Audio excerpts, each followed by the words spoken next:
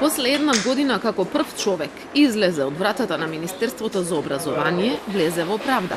Рената Десковска ја предаде функцијата за да добие нова, она на Билен Салии. За новата улога убедува дека е подготвен. Од сите реформи во правосудниот систем кои ги наследува, први во незиниот тефтер се оние за извршителите. Ќе бидат во насока за намалување на трошоците за граѓаните, но нема да се исполни барањето на граѓаните за враќање на извршителите во судовите. Да создадеме законска основа прво за намалување на трошоците за извршните постапки, ќе биде согледана можноста околу регулирање на она што беше во еден момент застарени побарувања беа оживеани со еден претходен закон.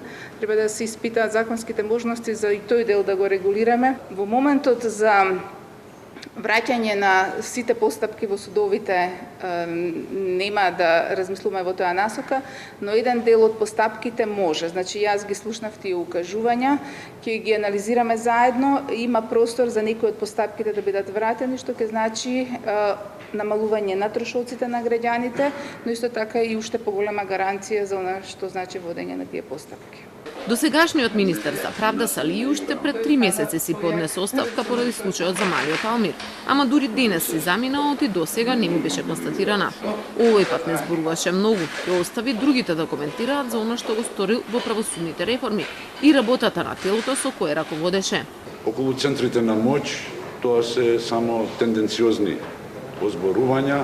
Во Министерството за правда, владата имаше целосна контрола на работењето и околу поставките на тројцата професори добро е да ги потенцирате како бројка, зашто тој совет броеше некаде 27 члена. Во однос на прашањето каде ќе бидам, тоа се одлучат органите на партијата.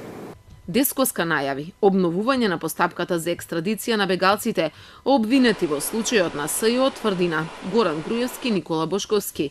Ќе чека да ја доби одлуката на Врховниот суд од Грција, кој не одобри екстрадиција со образложение дека тие се помилувани од претседателот Ѓорги Иванов, па потоа ќе обнови постапката. Десковска и Салии разговарали за новата зграда на Кривичниот суд, кај која има низа недостатоци при изградбата и за тоа како да се поправат.